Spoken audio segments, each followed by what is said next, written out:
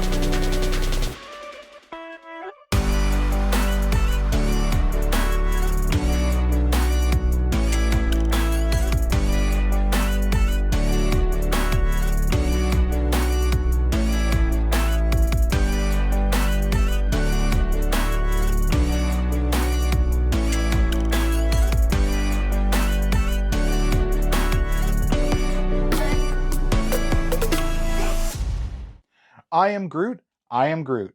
No, I'm just kidding. We're not going to keep that going. Thanks for joining me here today on Get Bricked as we take a look at the completed I Am Groot set. This is from the Infinity Saga. It's set 76217 and has 476 pieces officially. Now in this set we do get the Infinity Saga plaque, which is actually a sticker, which is a little unfortunate because I was hoping that would be a printed piece. We also do get the cassette tape where it has the Awesome Mix Volume 1 on one side and Volume 2 on the other side. And then we also do get the main guy himself, Baby Groot. Now we'll move it in and first take a look at the Infinity Saga plaque. And I like the design of the plaque, and I like the picture of Groot dancing there in the background. And even the stats where it just says, I am Groot for all of these stats. I do like the look of that overall, and I like the picture. It's just a shame that it was a sticker that had to be applied, and we couldn't even get a printed piece for that for the set. It seems like some of the plaques we've seen recently, they are just stickers that are applied, so that's a bit of a shame. It would be great to get a printed piece, something a little bit more unique to the set. But either way, I still like the design that they went with for the image. And I love the fact that for the plaque, it's all just filled out with Groot answering it himself, and apparently getting more and more upset by each of the answers, especially once you come down to the age. Next up in this set, we do get a cassette tape where it's the Awesome Mix, both Volume 1 and Volume 2. And the cassette looks great on its own, basically pretty much the right size for a standard cassette. And it's been actually a while since I've handled one of these myself, so it does feel pretty good in hand. And I love the look of the cassette overall, even the fact that it's got that little gap at the bottom of it, similar to where it would be playing and where the tape would be fed through when you put it into a cassette player. And even we got a couple of holes on the sides there at the bottom, and I like the fact that the bottom is pronounced as well. Now, the downside for me with the cassette is, of course, just in the number of stickers that are applied to it. If you've been following my channel, you'll know I'm not a huge fan when it comes to stickers. Definitely prefer to get printed pieces. And I mean, even for like the red and the white on the sides of the cassette, it would have been nice to see that as a brick build just to eliminate the stickers there, because of course there's stickers on the front and back. And we do get the sticker on the black piece at the bottom. Again, kind of understandable why they would have gone a sticker there instead, but I would have loved to have seen that as a printed piece. The one thing, funny enough, that I don't mind being a sticker is where it says the Awesome Mix Volume 1 and Volume 2. With cassettes, usually you'd have like a sticker you to put on there when you're making your mixtape, so you could just write on there. So even if you put it on a bit of an angle, it kind of, in a way, makes it more authentic to like a regular cassette tape. Now that brings us to the wooden boy himself, not to be confused with Pinocchio. We have Groot, and I love the look of this one overall. Pretty much the look of it is what you'd expect to see from like a kind of one-to-one scale Groot. Maybe a little bit too big for like the baby stage when he was in the pot. So kind of closer to like maybe a toddler kind of size, I guess you could say. And according to the box, he's 26 centimeters tall, just a hair over 10 inches tall. And he does have a bit of weight to him with the amount of pieces used to build him, but he doesn't feel fragile. He feels pretty sturdy, like he's going to be pretty solid. He's a little bit top heavy with just how big the head is and like how many pieces went into building it. But with that, even though he's a little bit top heavy, the feet are pretty sturdy and do seem to be holding him, and you can even make him stand on one foot. Now, Groot is very posable, and you can actually get him into a few different positions with all the different ball joints that are included on him. Some of them do have a little bit of a limited range of motion, though. Now, starting with the legs, he does have the ball joint in the knee. A little bit of a locked-in ball joint, though, so it is a little bit limited there. You can move it front to back. You can move it a little bit side to side and twist it a little bit. But he does have a limited range that you can do with that, especially on the one leg where it's kind of blocked a little bit at the back. And he does have a ball joint for the hip as well. You can move it front to back and get a decent amount of motion out of it, a little bit to the side, but not a huge amount that you can get it out to the side. So that does limit it a little bit. And then we do get the gray Technic piece that's kind of holding the ball joint in place. It's too bad that they went with the gray color. It would have been nice to see that done in tan or even black just to make it blend in a little bit more. Now above that, he does have the waist swivel that you can move side to side. No bending or anything like that, like forward to back or anything like that. But it is clear to move 360 degrees. Now moving up to the shoulder and into the arm, we do switch to a smaller style ball joint from the Mixel style. It's the same kind we usually see on mechs and figures like that, where they need smaller joints to fit them into the build. And we do get the ball joint for the shoulder, the elbow, and the wrist. And all three of those basically make it so the arm can be put into pretty much any position you want. So you can actually make him very posable and very expressive with just the arms.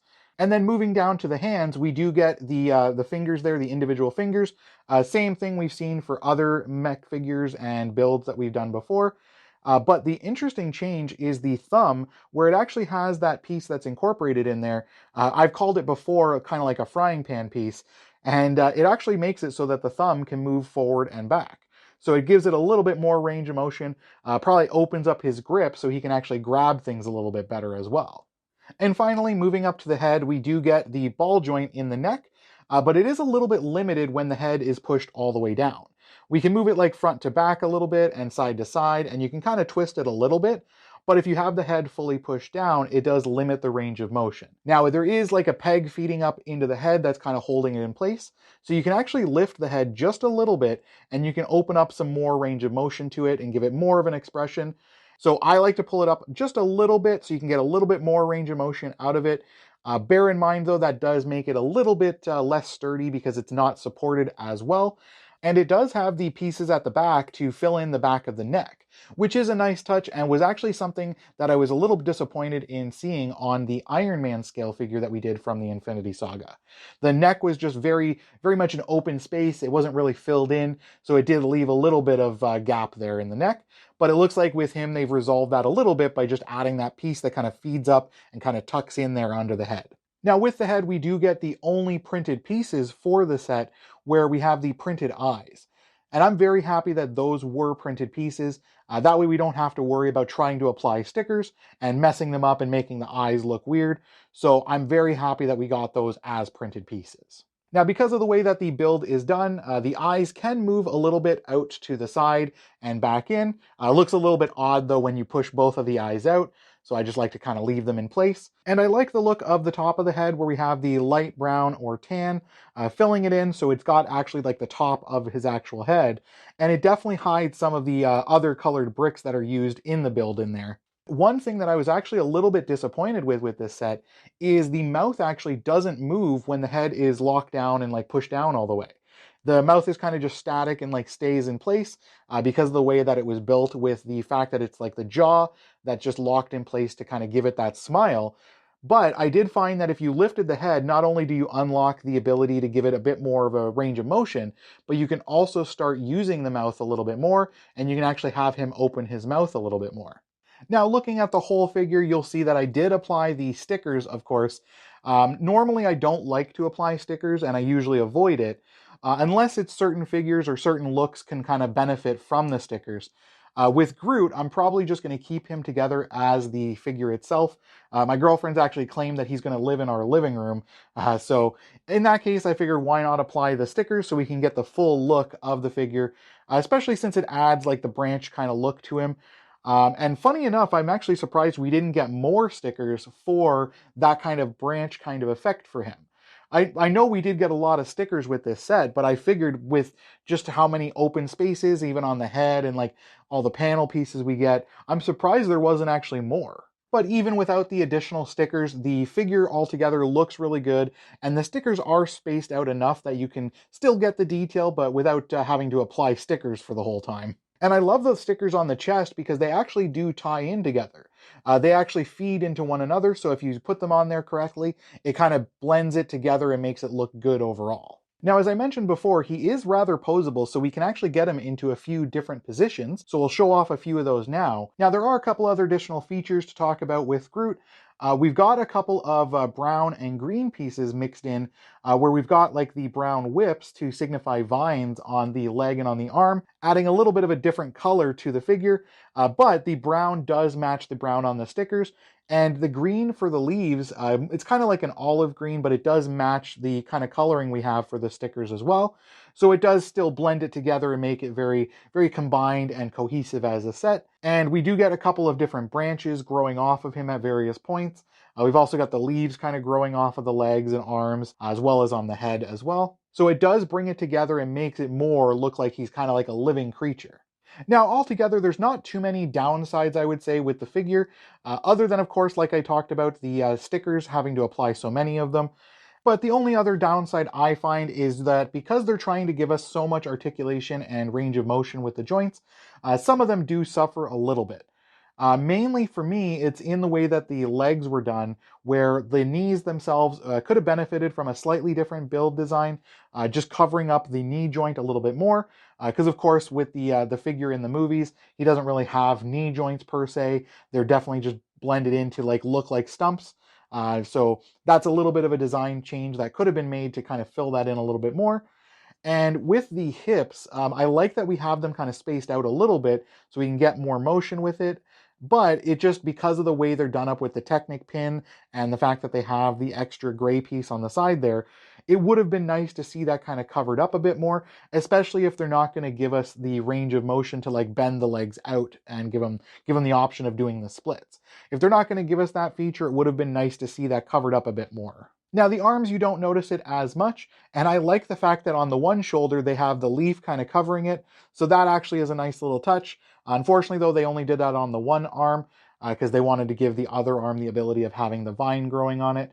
Now, other than just a couple small downsides, the figure overall is very well done, feels very sturdy. I'm not too worried about him breaking or pieces falling off of him. But I'm very happy to add this one to my collection, and like I mentioned, he's going to be hanging out in my living room, so he'll be around hanging out all the time. But leave me a comment below letting me know your thoughts on the Groot. Would you have liked to see a different style to it or a different kind of build to it? Or would you have liked to see a few different accessories or a few different pieces applied to the set? Let me know that below, and make sure you guys like and subscribe and get that bell on, because then you can stay up to date whenever we release our next video. Now, before you have a dance party with Groot, just be sure to tell everyone that you just got bricked.